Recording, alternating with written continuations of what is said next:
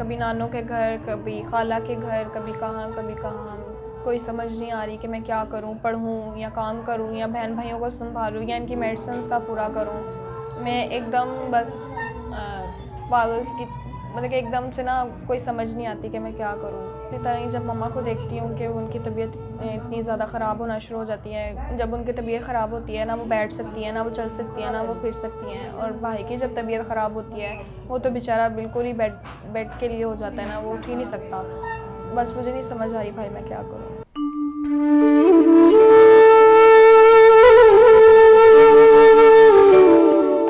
भाई बहुत मुश्किल हो जाता है मम्मा को भी संभालना। हौसला देती हूँ कि आप हिम्मत ना हारें, अगर आप हिम्मत हार गए तो मैं क्या करूँगी, कुछ चीज़ भाई समझ आ रहा है।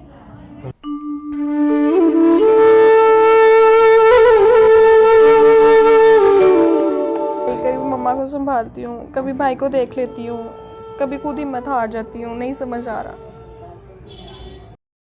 अस्सलाम वालेकुम नाज़रीन, मैं आपका मेज़बान अरसान राजपूत और आप देख रहे हैं अमन पाकिस्तान। आज हमारे साथ एक ऐसी बहन मौजूद है जो कभी लग्जरी लाइफ गुजारी होती थी, दूसरों को खाना खिलाने का इनका पैशन था, शौक़ था और ऐसा कर भी रही थी। और आज इस तरह के इनके ऊपर हालात आ चुके हैं कि ये एक वक्त का खुद खाना खाने से कासिर हैं, एक वक्त का खुद खाना नहीं है खा सकती।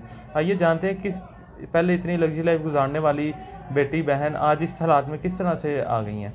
आइए इनसे बात करते हैं और जानते हैं। अस्सलाम वालेकुम। जी वालेकुम सलाम। अच्छा बहन, बताइएगा कि आपके साथ ये क्या सारा मामला हुआ? ये भाई इस तरह हुआ, जब कोरोना आई ना तो हमारा अपना घर था, अपनी गाड़ी थी, बाबा का अपना कारोबार था। तो कोरोना आई तो कोरोना की वजह से बाबा का कारोबार बंद हो गया, जिसकी वजह से हमें हमारा घर सेल हो गया, हमारी गाड़ी वगैरह और बाबा का कारोबार भी सारा सेल हो गया ना।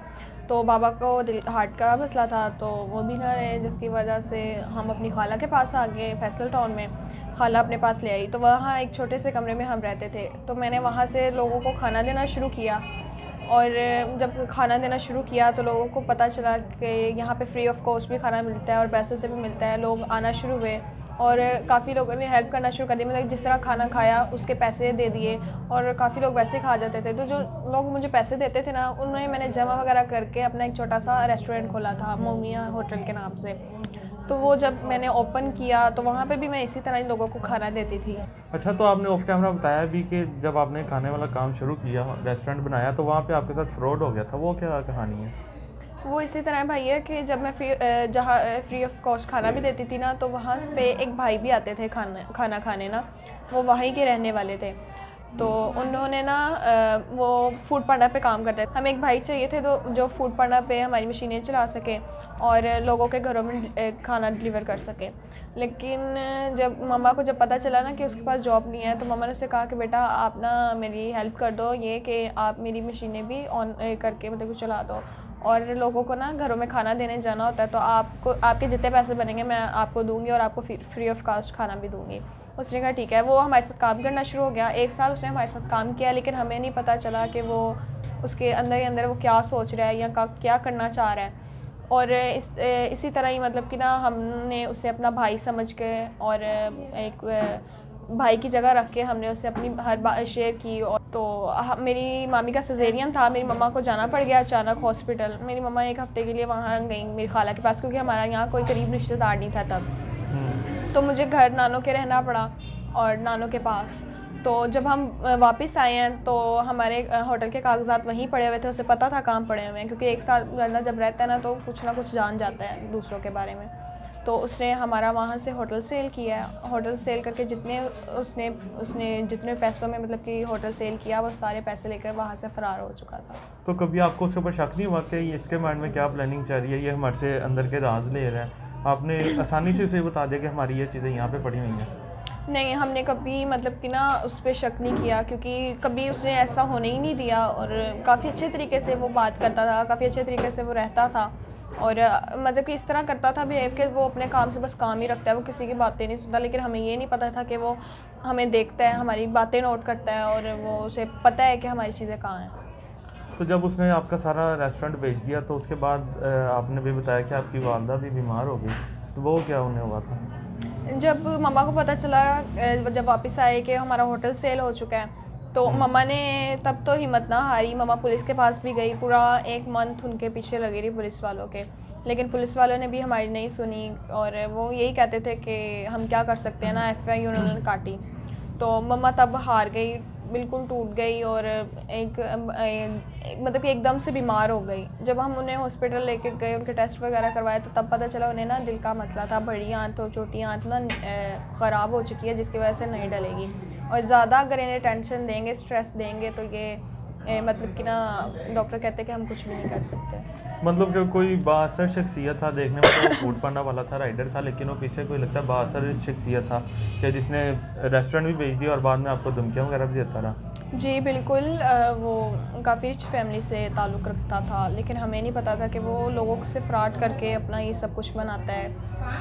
बिल्कुल भी नहीं पता चला हमें कि उसका क्या है क्या नहीं। तो आपने कितनी उसके ऊपर इन्वेस्टमेंट की थी और उसने बाद में आपका होटल कितने में सेल कर दिया? तकरीबन मैंने 2 लाख की इन्वेस्टमेंट की थी उस पर और उससे 2,80,000 के 60,000 का उसने सेल किया था। मतलब कि उसने चलता चलाया होटल ही पूरा का पूरा ही सेल कर दिया? जी बिल्कुल, सब कुछ उसमें, जो भी एसी, फ्रिज, जो भी कुछ था, सब कुछ।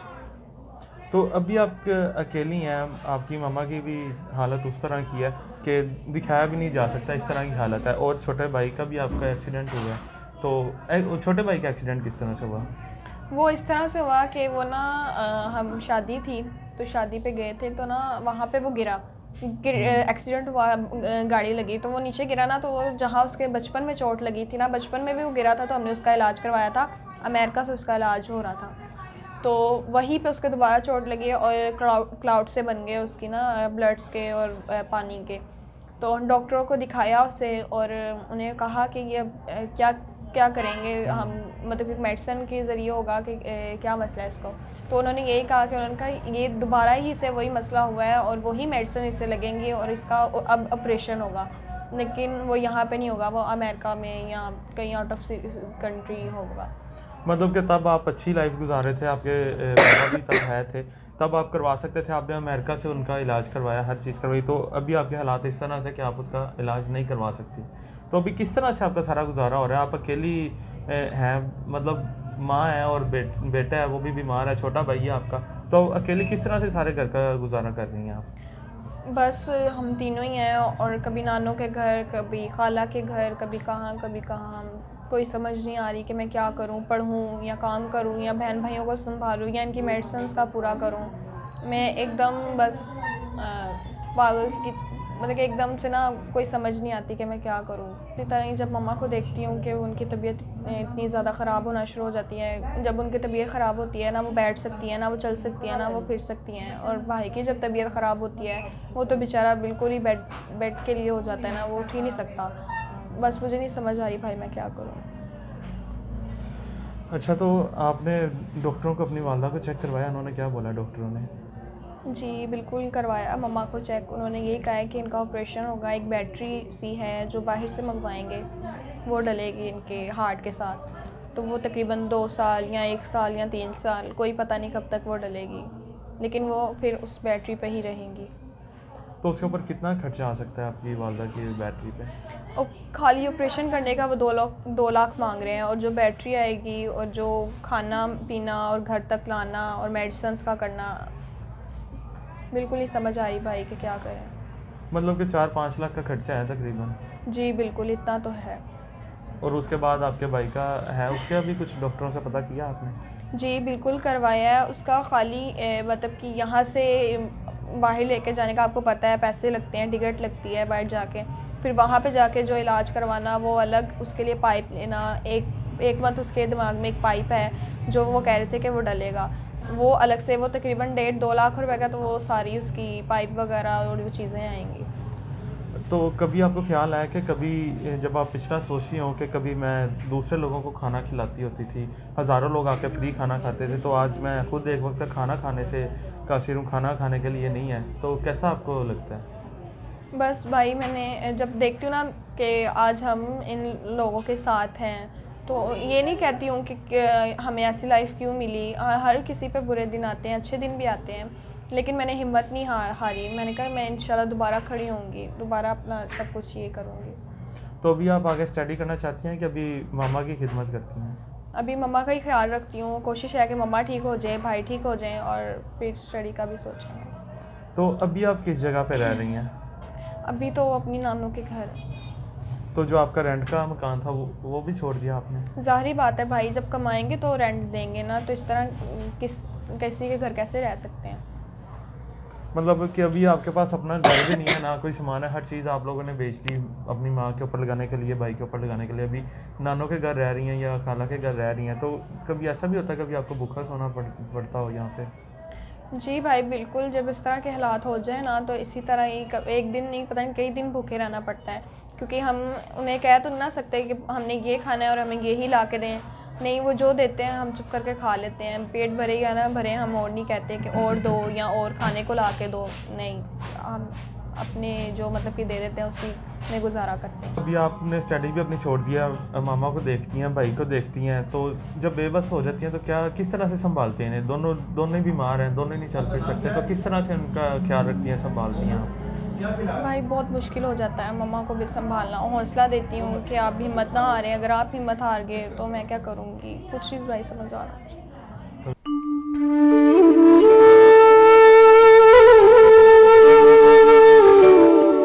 कभी मम्मा को संभालती हूँ, कभी भाई को देख लेती हूँ, कभी खुद हिम्मत हार जाती हूँ, नहीं समझ आ रहा।